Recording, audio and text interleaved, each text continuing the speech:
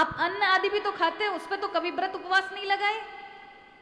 अपने शौक मौजों पे कि ये कपड़ा नहीं खरीदना पूरे जीवन भर, इतना त्याग करना क्योंकि हमारा अपना चला गया, सब खुशी में सम्मिलित होंगे आप। बेटों की शादी होगी, रिश्तेदारों सब में जाएंगे, लेकिन भगवत भक्ति में, अच्छे कर्म में जो आपका और उन सबका कल्याण करेगा, उसमें आप हमेशा रोक लगाते हैं कि नहीं, इसमें नहीं जाना है, ये नहीं करना है, क्योंकि इससे ऐसा हुआ। भगवान को हमेशा हम गलत दृष्टि से देखते हैं, दोषी मानकर देखते हैं, इसमें प्रभु का दोष है। अरे ऐसा कौन व्यक्ति है जो अमर बूटी लेकर आया है? सबको मरना है, और ये सत्य है। सब ट्रेन की एक रेलगाड़ी में बैठे हुए यात्री है, कौन को स्टेशन कौन को आएगा, सब उतर जाएंगे महाराज।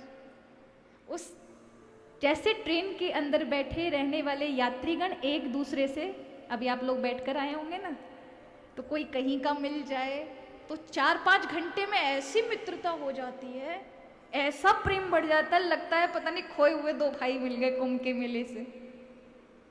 इतना प्रेम, इतना भाव।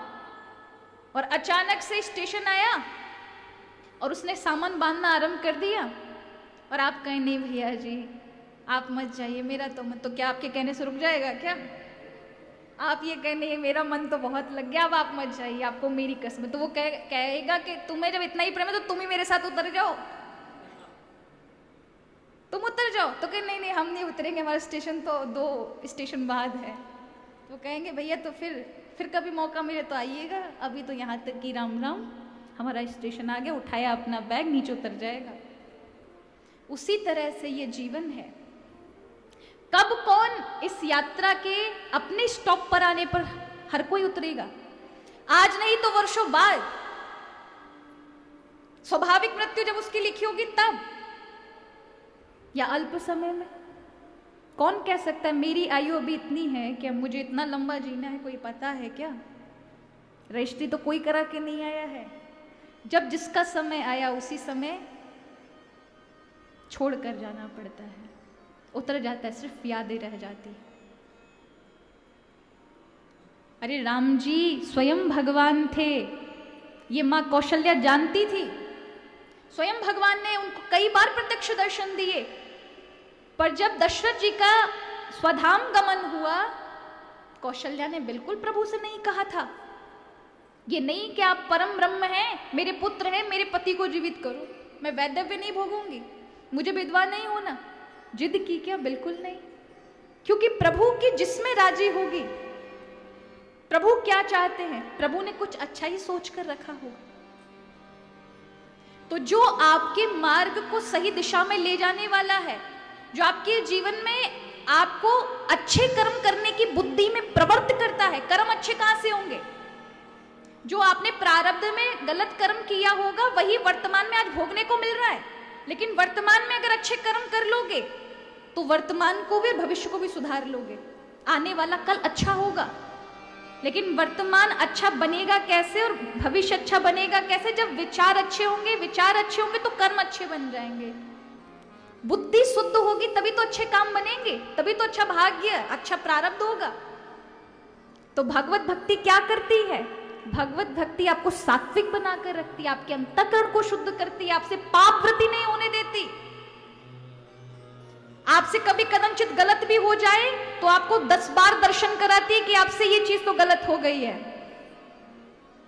कभी आपसे अपराध हो जाए और अचानक आपके मन में ये भाव आने लगे कि ये तो कुछ गलत हो गया, ऐसा नहीं होना चाहिए था, मैंने यहां अपने दोषों का दर्शन होने लगे। समझे? प्रभु से जुड़े हुए हो, अपने मूल रूप से जुड़े हुए हो, और अपने दोषों का दर्शन नहीं हो रहा है आपको, उसमें अच्छाई लग रही है, इसका अर्थ है पाप कर्म में आप लीन हैं। दर्शन अपने दोषों का उसको होगा कि कभी किसी को कठोर बोल दिया तो आपको पश्चाताप हो रहा है अंदर कि उससे क्षमा याचना मांग लेनी चाहिए, ये तो मेरे से अपराध हो गया। भक्त को ये शोभा नहीं देता। तो ऐसा भाव भक्त का होता है और भक्ति से, प्रभु से जुड़ा होगा। इसलिए लोग अच्छे कर्म को छोड़ देते हैं। अरे आप सच्चा प्रेम करते हो अपने से, अपने उससे जो चला गया आपको छोड़कर, उसके निमित्त अच्छे कर्म करने चाहिए, भगवत नाम लेना चाहिए, उसका पुण्य अपने में से उसको देना चाहिए, उसका भी कल्याण हो। उसने मेरा इतने समय तक साथ दिया, जब तक मेरा शरीर है तब तक तो हम करेंगे। ना कि हम बंद कर दें भगवत सेवा, ना तो अपना ही कल्याण कर पाएंगे ना अन्य किसी का। इसलिए हमेशा चाहे कुछ हो जाए प्रभु का नाम नहीं छूटना चाहिए, प्रभु का ध्यान नहीं छूटना चाहिए। अगर यही छूट गया तो जीवन में कुछ नहीं है महाराज। इंसान चाहे कहीं हाथ पैर पटक ले, पूरे जीवन भर पटक ले, पर शांति तब तक नहीं मिलेगी जब तक भगवान के चरणों में वो पहुंच नहीं जाएगा। ये बात चाहे अब मान लो, चाहे बुढ़ापे के समय जब मृत्यु निकट खड़ी होगी तब माननी पड़ेगी कि संसार में प्रत्येक सारी चीजों के पीछे जो हम भाग रहे हैं, इन किसी में सुख नहीं है। सुख तो केवल और केवल प्रभु के श्री चरणों में है, जहां व्यक्ति पहुंच जाने के बाद फिर अशांत नहीं होता।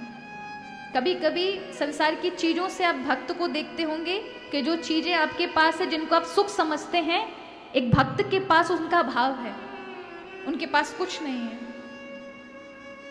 कष्ट में जीवन है, लेकिन उसके जीवन में जो शांति, जो आनंद है ना, वो आपके पास नहीं होगा। मन का जो धर्म है वो दुख है, सुख दुख मन का धर्म है, पर आत्मा का धर्म केवल और केवल आनंद है।